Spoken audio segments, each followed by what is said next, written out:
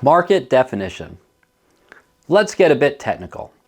A market in the context of U.S. federal antitrust law has two components, a product market and a geographic market. We'll discuss each in turn, although the concepts are related economically with the idea of cross-elasticities of demand. The product market consists of all acceptable substitutes that may be considered reasonably interchangeable. Economic experts typically introduce evidence of substitutability or not based on a metric known as the cross-elasticity of demand. For most lawyers, this concept requires a little unpacking.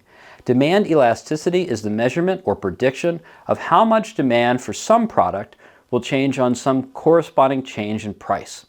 Demand for a product with low demand elasticity will not change much even if its price increases substantially, whereas demand for a product with high demand elasticity will fall sharply, even if price increases a little.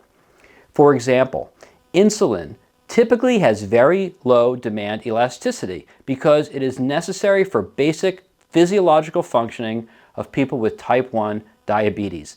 If the price of insulin doubles, demand will not fall in half. Instead, diabetics will allocate more of their budget to insulin and have less for other, more elastic things. Instead of purchasing less insulin, an insulin-dependent diabetic will likely spend less on other budget items like dining out, replacing a laptop with a newer model, or going on vacation. Now, insulin and laptops are obviously unrelated goods. There's no direct relationship between the price of one and the desire for the other. Laptops are not substitutes for insulin. What I mean by this example is that when an insulin-dependent person faces a higher cost of insulin, that person must spend more on insulin and must spend less on other things in general. The demand for insulin is highly inelastic, so when its price increases, a person will spend less on things whose demand is more elastic. However, there are, of course, related goods. Substitute goods have positive cross-elasticities of demand. For example, many different kinds of apples are used for baking pie. If the price of Cortland apples increases, shoppers might purchase Jonagold apples instead.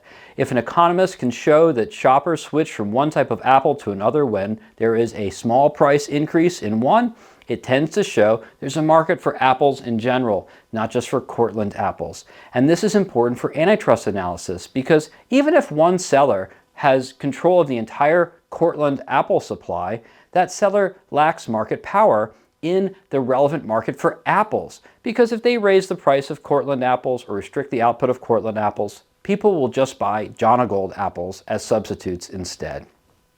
As you might imagine from these examples, defining the relevant product market is a fact-intensive, highly technical inquiry, so questions like these typically require a rule of reason analysis and are rarely disposed of before summary judgment, if not at a full-blown trial. There is no specific threshold number for cross-elasticity that makes products legal substitutes, so fact-finders must decide whether products are substitutes or not.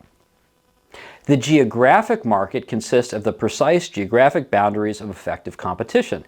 It is the area in which the defendant competes in marketing the relevant product or service. It is also the area of effective competition in which the seller operates, as to which the purchaser can practically turn for alternatives.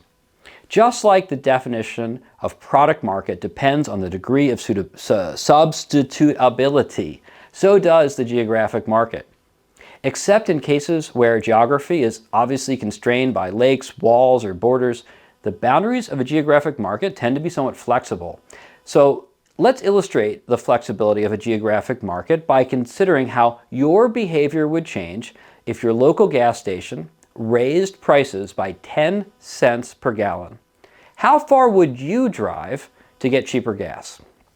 This depends on a number of things, including the size of the so-called basket of the typical shopper. In the gas example, we have to make assumptions for all these things. Let's assume that a typical gas tank is 10 gallons. A typical driver refills the tank when it's half full, and so the average basket size of gas is 5 gallons of gas. The price increase thus costs the gas consumer an extra 50 cents per trip, Further assume a typical car gets 20 miles per gallon of gas, that the price of gas is $1 per gallon, and that it costs, therefore, 50 cents to drive 10 miles.